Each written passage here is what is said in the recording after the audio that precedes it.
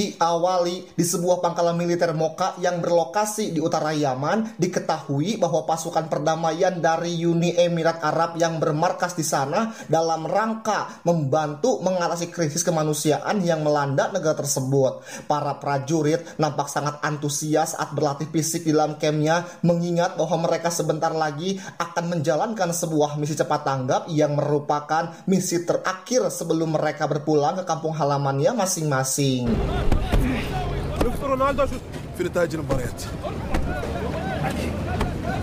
Perkenalkanlah, tentara berpangkat sersan ini bernama Ali, di mana di sela-sela tugas Ali selalu menyempatkan untuk mengukir patung kuda poni untuk hadiah ulang tahun putrinya. Namun saat ini dia diingatkan seorang sersan kepala bernama Bilal, ini orangnya, bahwa mereka harus segera pergi berpatroli. Setelah semua anggota regu yang akan diberangkatkan siap, maka 2 unit kendaraan tempur lapis baja pun terlihat mulai berjalan meninggalkan markasnya.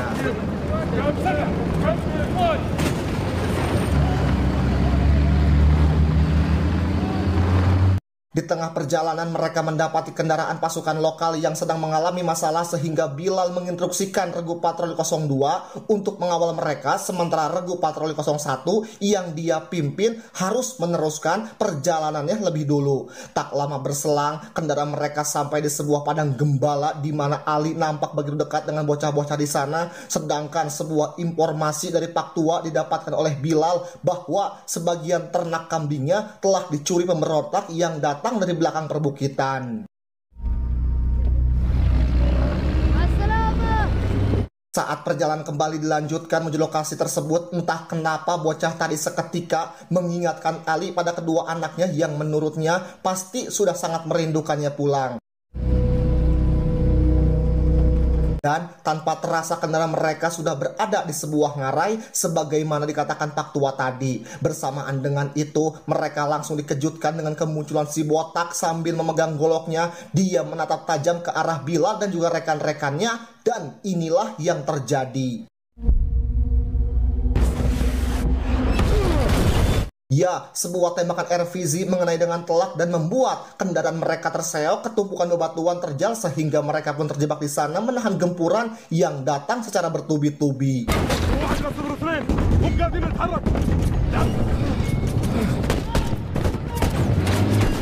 Dalam kondisi seperti itu, Bilal langsung menghubungi regu patroli 02 yang secara kebetulan mereka sedang dalam perjalanan mengarah ke posisinya. Namun sungguh naas, pemberontak juga berhasil melumpuhkan kendaraan ini dengan brutal.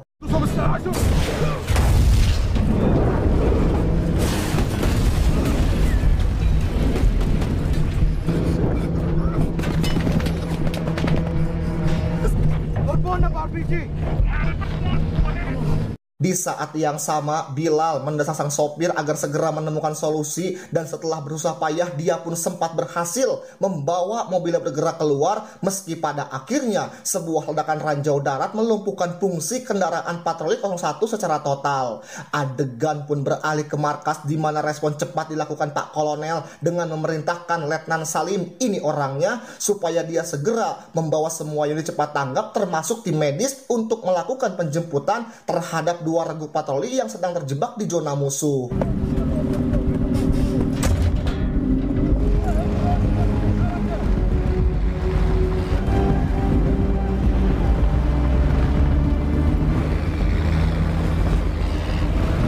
Di sisi lain kecemasan terlihat jelas pada wajah-wajah tim patroli 01 meski mereka tengah berada di dalam kendaraan lapis baja. Namun akankah mereka bisa bertahan menunggu Letnan Salim datang dalam waktu 1 jam, sementara di atas bukit nampak cucunguk sniper yang sudah siap membidik mereka kapan saja.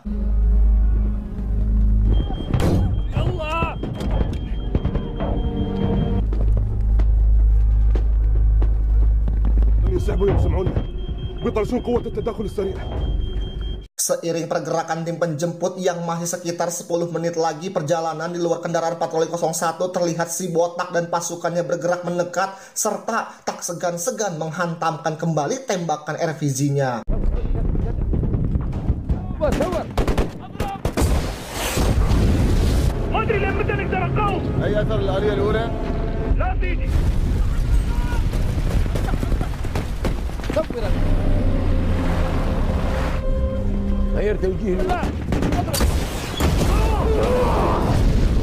Dan ya, tembakan kedua kalinya berhasil merusak sisi sebelah kiri kendaraan tersebut. Bahkan hingga si sopir mengalami luka serius, sehingga situasi di sana pun sontak terasa semakin mencekam.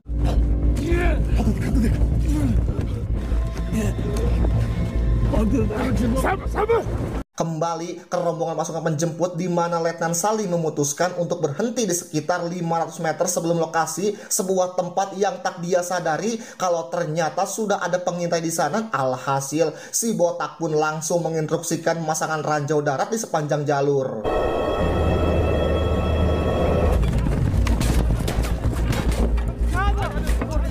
Tak lama dari itu, tim patroli 02 datang dalam kondisi kendaraan yang cukup rusak parah karena dikira situasi di sana aman, maka beberapa personil diperintahkan melakukan perbaikan, padahal dari balik bukit si botak sudah menyiapkan regu peluncur mortir, dan inilah yang terjadi.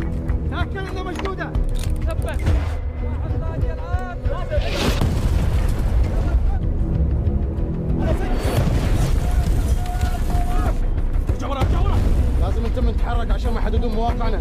الرمية الأولى مو هي اللي تخوف. أرجو مدى الرماية. Atas wewenang penuh Pak Kolonel, maka Letnan Salim memutuskan masuk dalam zona musuh untuk mengetahui sejauh mana persiapan senjata mereka, dan tepat di meter 400 penyerangan pun benar-benar terjadi.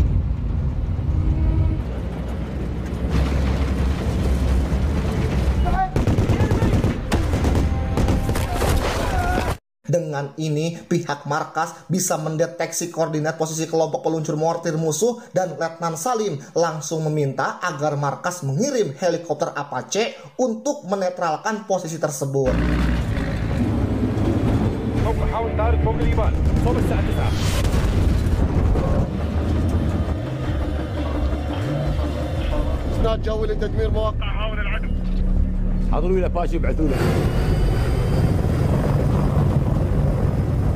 Kembali ke lokasi, tim patroli 01 di mana si botak bersama pasukannya terus bergerak mendekati dengan beberapa tembakan RPG, dan kali ini Bilal sendiri yang terluka sehingga Ali pun terpancing keluar menyerang, namun celah itu justru dimanfaatkan si sniper untuk melakukan tugasnya.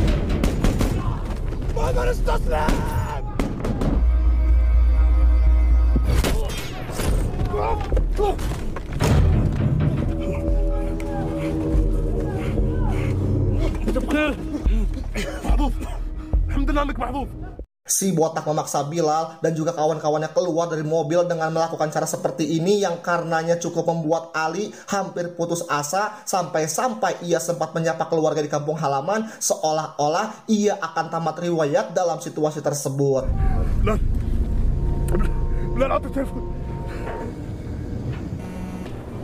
Marhaba.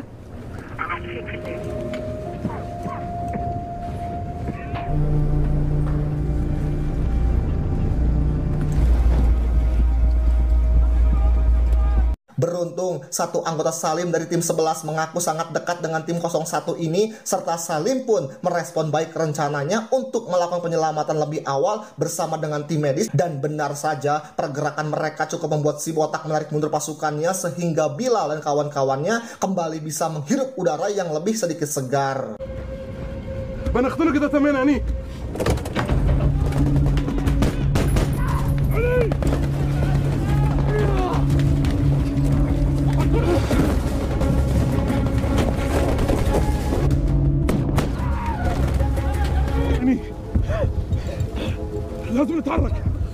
Kalah dalam jumlah personil membuat ketiga prajurit ini berencana pindah ke tempat yang lebih aman, dan sebagai orang yang masih bugar, Ali menawarkan diri untuk pergi ke sana lebih dulu dengan menjadikan Bilal sebagai pelindung dari desingan peluru yang semakin mengganas. Awalnya memang Bilal mampu mematahkan beberapa serangan musuh yang datang searah sehingga Ali pun bisa terus melangkah sampai di separuh perjalanan, namun siapa sangka kalau pergerakan Ali ini tengah jadi target bidikan si cucunguk sniper tadi, di mana 2 kali tembakan cukup membuat Ali benar-benar gugur.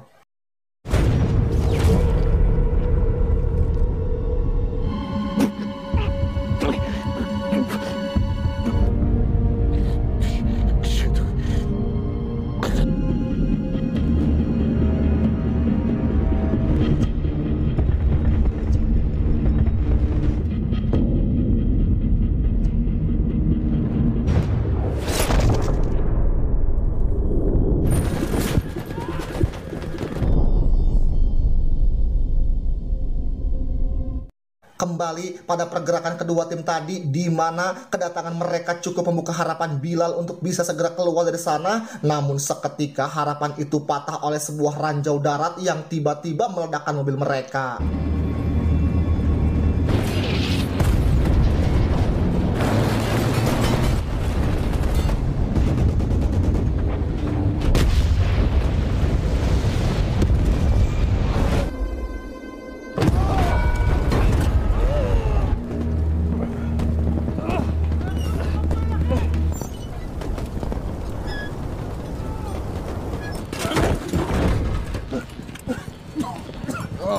Tak lama setelah itu, datanglah bantuan lain, yaitu helikopter Apache yang tadi disebutkan, di mana dalam waktu singkat mampu menetralisir 2 titik lokasi peluncur mortir. Bahkan si botak nampak berlari kocar-kacir menyelamatkan diri.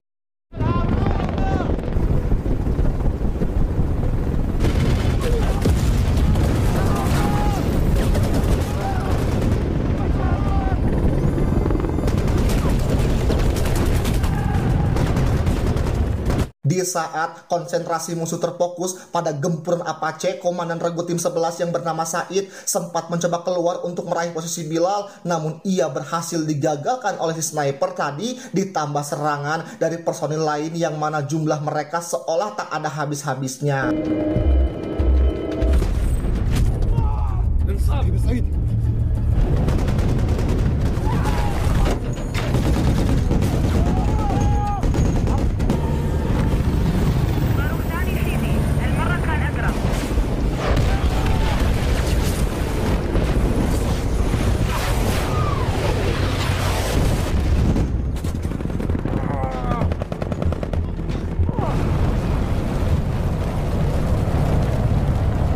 Alasan tersebutlah yang mendorong Salim untuk memberangkatkan lagi 2 tim penjemput. Sayang tak sempat terpikirkan olehnya kalau ternyata pihak musuh punya persediaan ranjau darat yang cukup banyak, sehingga apa boleh buat 2 tim terakhir yang sudah dalam perjalanan pun berhasil mereka lumpuhkan saat itu juga.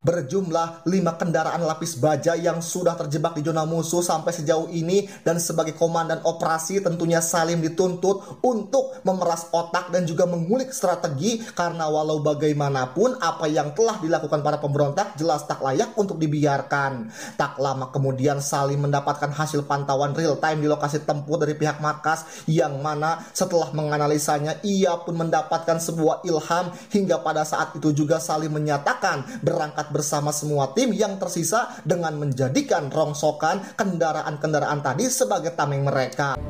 بس وحدة تنحط بينها لا.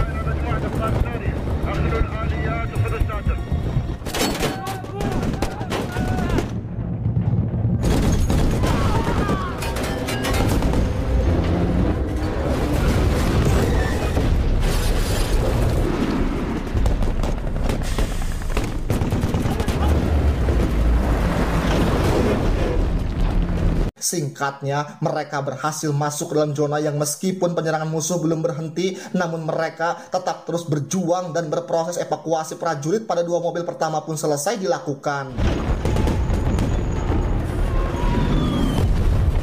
Sementara Salim bersama tim yang ia tunjuk langsung mendatangi posisi tim 12, di mana usaha penyelamatan kali ini berlangsung lebih dramatis lagi. Selain karena target masih terjebak dalam kendaraan yang terbalik, mereka juga seolah tak peduli jika di lokasi tersebut sudah ditanami banyak ranjau, dan inilah yang terjadi.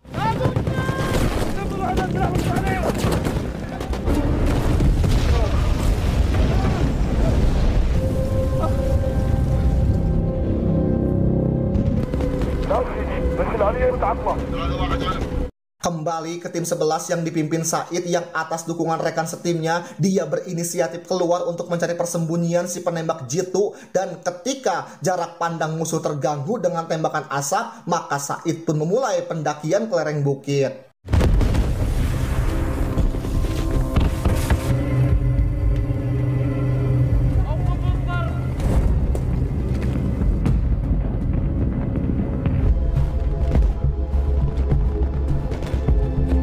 Sejalan dengan itu, datang sebuah informasi dari markas bahwa akan segera dikirim unit F-16 yang siap membombardir pertahanan musuh setelah semua prajurit yang terjebak dievakuasi, dan maka dari itu saling mengcover pergerakan para anggota dan pada akhirnya Bilal dan si driver pun berhasil ditemukan.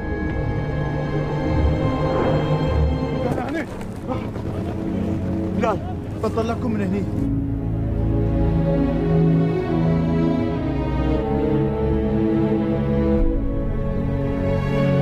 Di sisi lain, Said nampak cukup leluasa berjalan menaiki terjalnya dinding bukit yang dengan keberanian tingkat tinggi ia mampu menemukan si cucunguk penembak jitu dan menghabisinya saat itu juga. Modar kehead.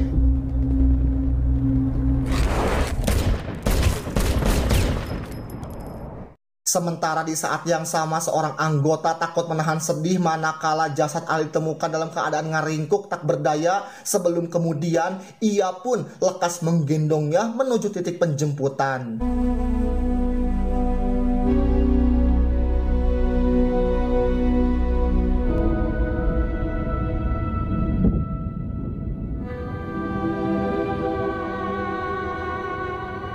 Pertempuran belum usai di mana pergerakan beberapa orang musuh masih terlihat di balik kepulan asap, termasuk si botak yang sampai detik ini belum ada pertanda mau menyerah. Kendati demikian, dia mau tidak mau harus mengubur ambisinya dalam lembah tersebut bersama dentuman bom dari pesawat F-16.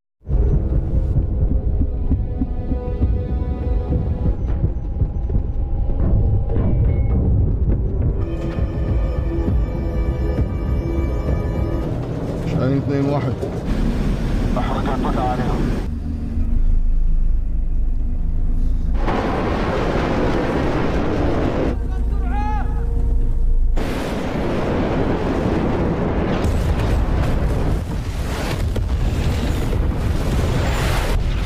Tanpa bantuan dan komando penuh dari Salim, semua prajurit yang terjebak bisa dibilang mustahil bisa selamat, di samping Ali yang mungkin memang sudah bernasib gugur di sana. Namun hal itu sama sekali tak membuat Salim jumawa, alih-alih mengatakan jika semua ini berkat Tuhan dan kerjasama tim semata. Di saat itu pula mereka dengan hikmat berdoa untuk arwah Ali dan untuk keberhasilan mereka semua. طلعنا من هني. ما قصروا يا بسم الله الرحمن الرحيم غير المغضوب عليهم ولا الضالين. Sampailah di penghujung cerita, kita diperlihatkan proses pemulangan pahlawan Ali kepada keluarganya, dan di sana juga nampak Bilal memberikan patung kuda poni tersebut sebagai bukti bahwa dia siap memenuhi janjinya untuk tetap menjaga keluarga Ali. Tamat.